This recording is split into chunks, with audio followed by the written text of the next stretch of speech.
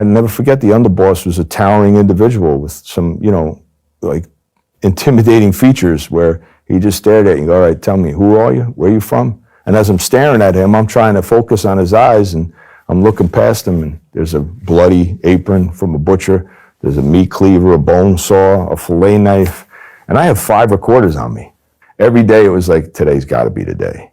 They gotta find out. They gotta know. They gotta figure it out. They have to.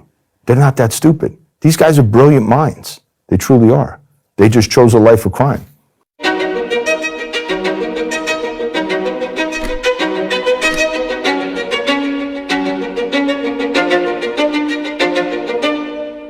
Where were you born, Giovanni? I was born not far from here in Bayonne, New Jersey. It's a small town. It's a city within New Jersey, and being right outside Manhattan, you had that Manhattan, New York feel to it. Different cultures, different races, color, creed, religions, it didn't matter. We were all Bayonne people, and we were proud of it. But you knew there was an undertone to it. You knew there was an undertone of there's a good side and a bad side. So not everybody, we weren't living like in a Wizard of Oz movie where it was all, love and fairy tales and butterflies. Bayonne was also a safe haven for Mafia guys that, they were born and raised in that area too. They really never had a reason to leave either. They had safety and security. They knew the dirty cops. They knew the good cops. They knew how they can move in the shadows. But even in the shadows, they always stood out. Businesses were heavily influenced. Some were. Certain restaurants were heavily influenced that I worked in growing up. My mom would get me a job, and she knew that her friends were connected to mob guys, but I still got jobs there because they knew not to mess with me or not to do anything in front of me. So there was an understanding. There was an understanding between the law and the Mafia of respect. But then sometimes it would get out of hand. People went missing, people got killed. My friends that I went to school with, their dads went missing and eventually were whacked out, and, were hit. And it was just another day in the life. It was part of our culture, part of our society. And maybe it's because I grew up in a police house, maybe that's why, because maybe to me, I was a little more callous to it. My dad would bring home autopsy photos and show me things at a young age. And I think he was doing it to deter us and to let us to know to be careful, because this is what real life looks like. My dad is a hard guy. Heavy-handed. I grew up heavy-handed at times, and being a problem child, I think looking back on it, I blame him a lot for it, but looking back on it now as a grown man with kids, I realized my dad didn't have a father himself or a father figure in his life, so he didn't really know how to raise kids. So he raised with a heavy hand, and I understand why he did it now. Back in our day, it was justified to hit your kid with a belt. You know what I mean? And I don't want to condone that type of activity, but listen, it was across the board. You got a smack on the ass, kids got adjusted, and you learned your lesson. Me, I wasn't that quick, I wasn't that bright, I never caught on. So I might have had to, get hit with an extra hand or hit with an extra couple whacks with a belt or something. And then you grow callous to that. So the more I grew callous to it, and then I became defiant towards authority. And that really affected my childhood, because my relationship with my dad just crumbled from that point. So, I was defiant towards him. So what I saw working in the restaurants growing up in the mob and what I saw, I was gravitating towards those guys because it pissed my father off. So what was it that changed your mind from going into that side of things and begin to become interested in a career in law enforcement? I always had a burning desire. My dad you'd use my brother and I. So down the street, for example, there was a chop shop. There were some guys, some biker guys, and they were cutting up some cars and, putting the VINs on different cars and doing some, committing some low-level crimes. And he needed to do surveillance when he became a detective. So he had no way of getting up close to them. So what he would do is he would ask my brother and I, take our bicycles, run up the street, look up the driveway, and come back to me with the license plates. So we were, in a sense, already undercovers, right? So and then we'd come back and and he's like, oh, this is great. How many cars? What kind of car is it? I don't know. Go find out the make and model. Get the license plate and the make and model. So we drive back there, and there was a little store next door, so we'd make like we were going to buy bubble gum and stuff. And they never paid attention to us. We were kids. So we were feeding them all this intelligence, So at a young age, we felt empowered, And that kind of, it kind of had a sexy feel to it, and exciting feel to it. But growing up and being the kid and the student I knew there's no way I'm never going to achieve that. I'm not that kind of person. When you're told you'll be dead or in jail by 25 over and over and over, and then you're being told you think nothing of yourself. And I did. I thought nothing. I was a horrible student. You're not like your brother and sister. You're not like everybody else. You're a piece of garbage. You suck. You're stupid.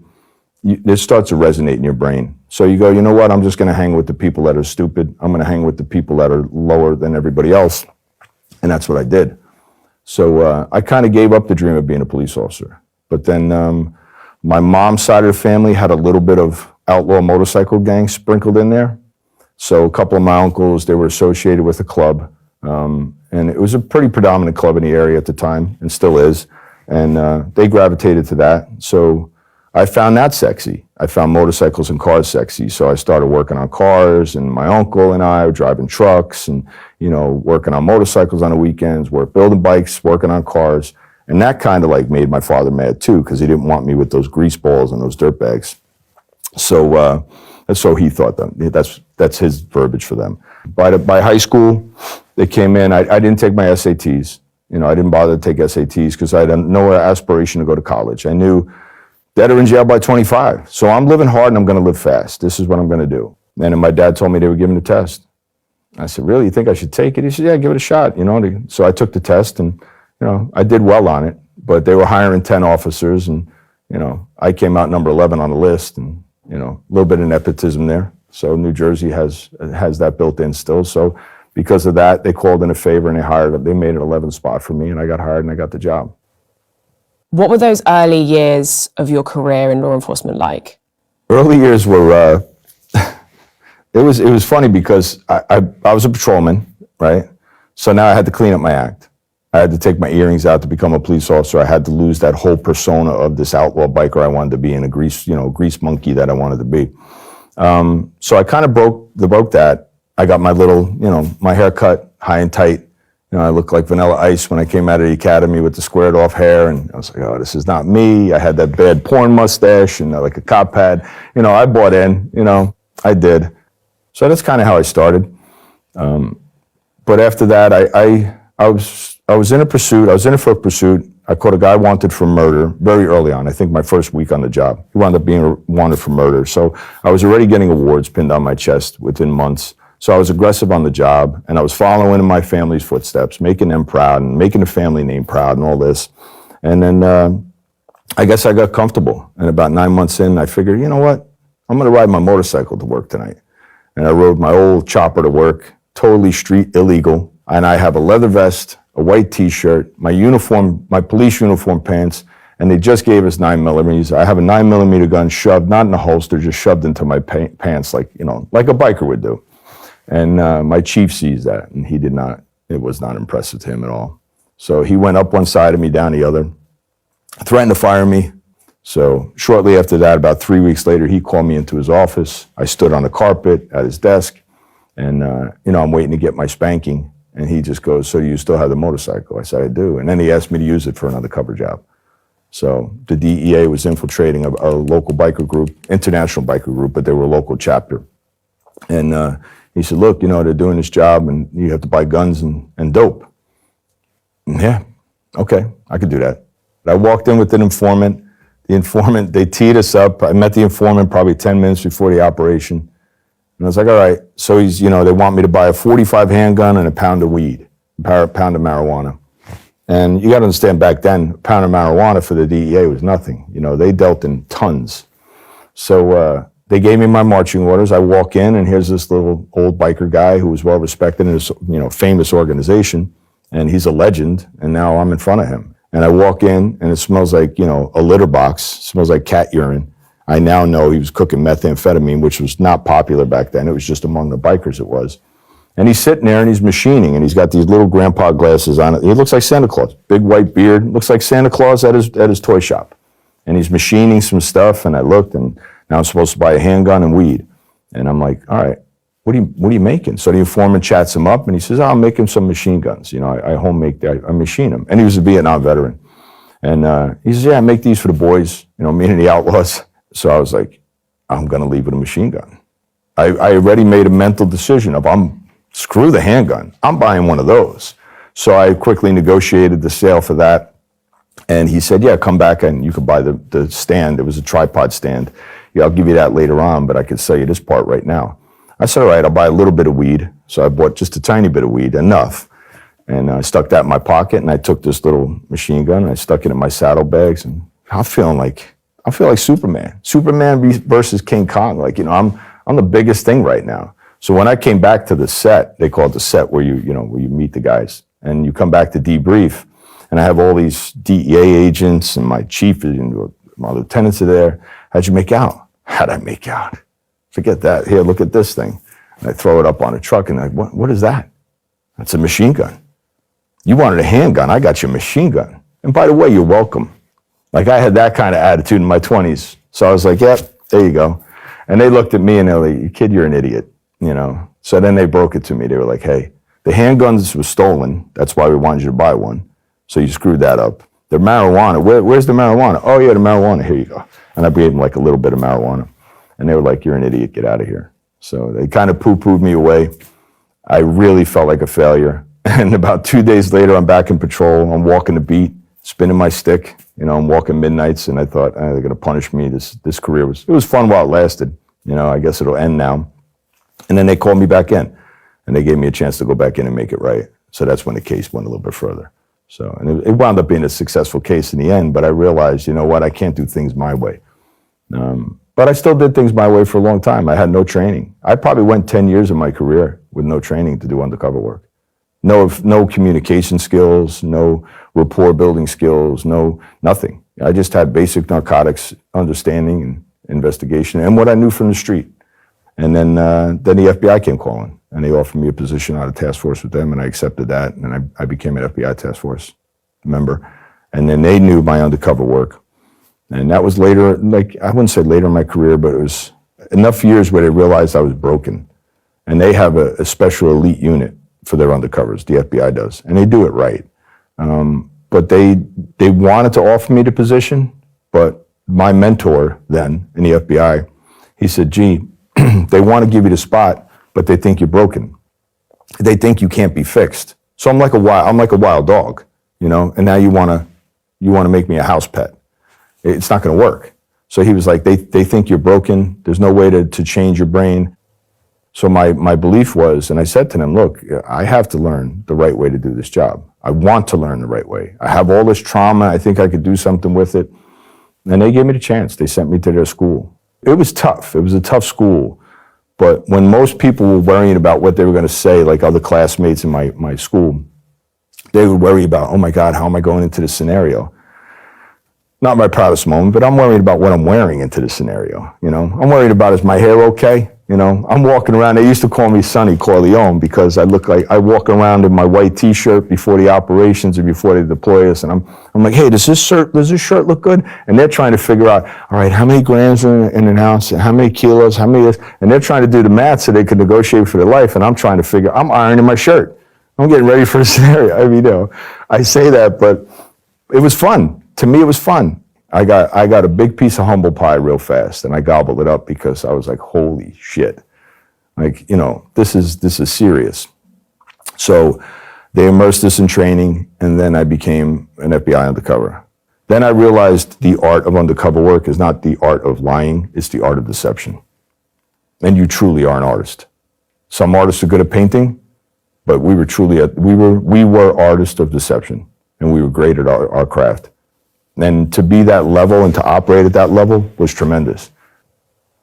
So why were you tasked with infiltrating the Mafia?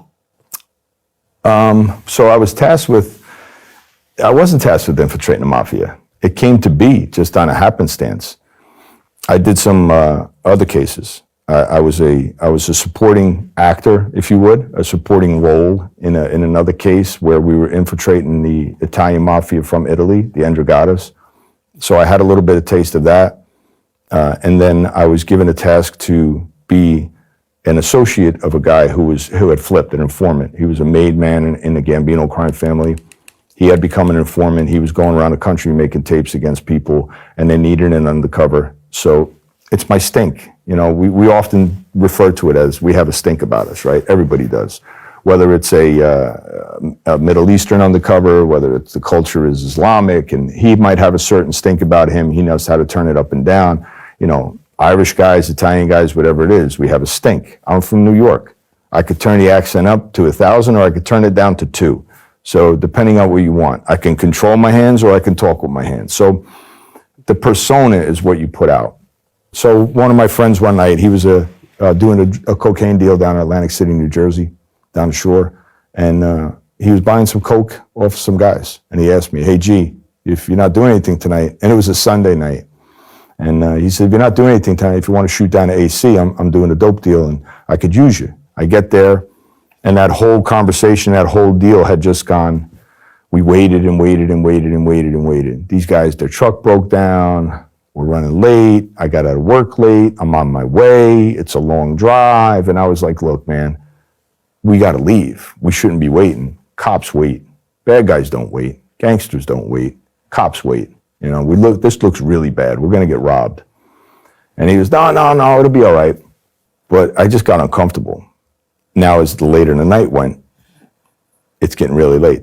The restaurant's closing. We're at a 5-star restaurant. We have already eaten dinner. They were supposed to be here for dinner. I'm looking at the Yankee game. Yankees are losing. I'm a Yankee fan. So now I'm getting more and more pissed off. So now by the time these guys walk in, I had this different persona about me.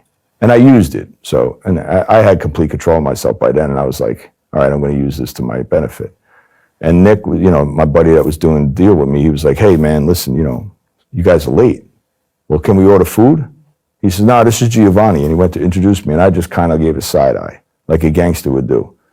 And the kid reaches out his hand to shake my hand. I'm not even shaking your hand. You get me sitting here for 3 hours. Get out of here. And I had this, now I turned it up to 100. Get out of here. Yankees are losing. You got me sitting here like a jerk. Now you want to eat dinner? Yeah, you know what? Here. Dessert just came out, and it's melted pie a la mode with ice cream and apple pie. And I said, here, you could eat this. And I slid it down the table. And I said, this is what you waited for? And I start yelling at my friend. And it was all an act. He bought into it, and he knew I was doing a little bit of theatric work for him. So he goes, no, gee, calm down. So I said to the kid, you know, do what you got to do. I don't know why you're here. Why are you meeting these kids? Why are you meeting these are young, in their 30s. These are kids, man. What are you doing? He goes, oh, I got to do a quick deal. He says, well, I got it on me. So I turned around and said, you have what on you? He says, well, I bought the stuff down for him. He's buying, and he's telling me he has cocaine. I said, you have it on you now? Here? You walked in here with it? And he goes, yeah. Get out of here. Get away from my table. I don't know you. I never met you. Now I'm acting like a real gangster. And I go, I never met you. I don't know who you are. So if anybody's listening to this, I don't know who you. Get away from my table. I don't know you. Get out of here. And then my partner buys into it. He goes, gee, relax. He says, this guy, I vouch for him. He's okay. You vouch for him? He goes, yeah, I vouch for him. So we did this whole theatric. And this kid, I said, all right, if you vouch for him, then, you know, then fine. I said, but I'm not going back to the can. If I go back to jail, Nick, it's for something I did, not for him. I said, you have it on you here? He says, yeah. And as this little Italian waitress is walking by, now again, I would never do this in my real life. I snap at her. And I go, hey, sweetheart, come here. She stops in her tracks, as my wife would look at me and, are you talking to me? And I go, yeah, you know them things, them bags that you put the food in to go, like, you know, to take with you? A to-go bag? I said, yeah, go get me one of them. And she goes, all right. She comes back, literally throws it at me on the table as she walks by. And I said, now I got to apologize. I said, sweetie, I'm sorry I snapped at you.